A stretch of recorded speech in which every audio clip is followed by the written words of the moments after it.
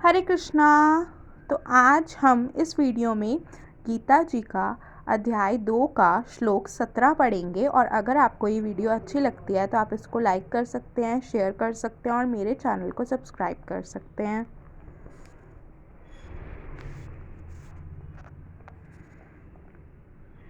जो सारे शरीर में व्याप्त है उसे ही तुम अविनाशी समझो। उस अव्यय आत्मा को नष्ट करने में कोई भी सामर्थ्य नहीं है। इस श्लोक में संपूर्ण शरीर में व्याप्त आत्मा की प्रकृति का अधिक स्पष्ट वर्णन हुआ है। सभी लोग समझते हैं कि जो सारे शरीर में व्याप्त है वह चेतना है। प्रत्येक शरीर को शरीर में किसी अंश या पूरे भाग में सुख दुख का अनुभव होता है, किंतु चेतना की यह व्याप्ति किसी के शरीर तक ही सीमित रहती है।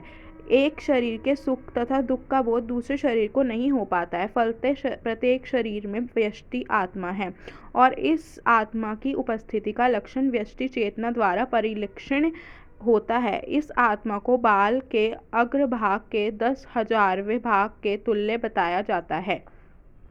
यदि बाल के अग्रभाग को 100 भागों में विभाजित किया जाए और फिर इनमें से प्रत्येक भाग को 100 भागों में विभाजित किया जाए तो इस तरह से प्रत्येक भाग की माप आत्मा का परिमाप है।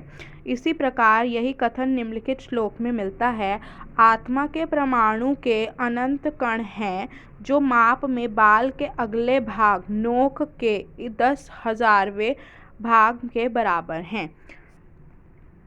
इस प्रकार आत्मा का प्रत्येक कण भौतिक परमाणुओं से भी छोटा है और ऐसे असंख्य कण हैं। यह अत्यंत लघु आत्म स्फुलिंग भौतिक शरीर के मूल आधार हैं और इस आत्म स्फुलिंग का प्रभाव सारे शरीर में उसी तरह व्याप्त है जिस प्रकार किसी औषधि का प्रभाव व्याप्त रहता है। आत्मा की यह धारा सारे शरीर में चेतना के रूप में अनुभव की जाती है और यही आत्मा के अस्तित्व का प्रमाण है।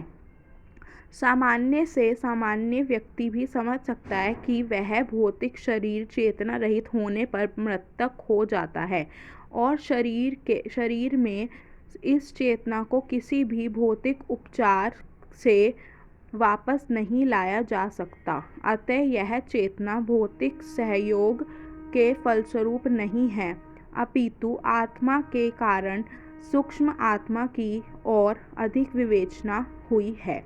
आत्मा आकार में अणु तुल्य है जिसे पूर्ण बुद्धि के द्वारा जाना जा सकता है। यह अणु आत्मा 5 प्रकार के प्राणों में तैर रहा है। प्राण, अपान, व्यान, समान तथा उदान। यह हृदय के भीतर स्थित है और देहधारी जीव के पूरे शरीर में अपने प्रभाव का विस्तार करता है। जब आत्मा को 5 वायुओं के कल्मश से शुद्ध कर लिया जाता है तो इसका आध्यात्मिक प्रभाव प्रकट होता है। हठ योग का प्रयोजन विविध आसनों द्वारा उन 5 प्रकार के प्राणों को नियंत्रित करना है जो आत्मा को घेरे हुए है। यह योग किसी भौतिक लाभ के लिए नहीं अपितु भौतिक आकाश के बंधन से अणु आत्मा की मुक्ति के लिए किया जाता है। इस प्रकार अणु आत्मा को सारे वैदिक साहित्य ने स्वीकारा और प्रत्येक बुद्धिमान व्यक्ति अपने व्यवहारिक अनुभव से इसका प्रत्यक्ष अनुभव करता है। केवल मूर्ख व्यक्ति ही इस अणु आत्मा को सर्वव्यापी विष्णु तत्व के रूप में सोच सकता है। अणु आत्मा का प्रभाव पूरे शरीर में व्याप्त हो सकता है। मुंडक उपनिषद के अनुसार यह अणु आत्मा प्रत्येक जीव के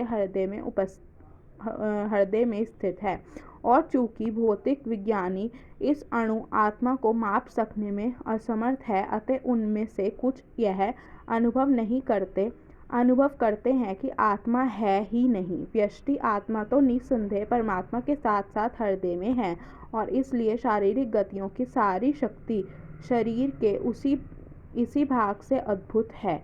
जो लाल रक्त कण फेफड़ों से ऑक्सीजन ले जाते हैं वे आत्मा से ही शक्ति प्राप्त करते हैं।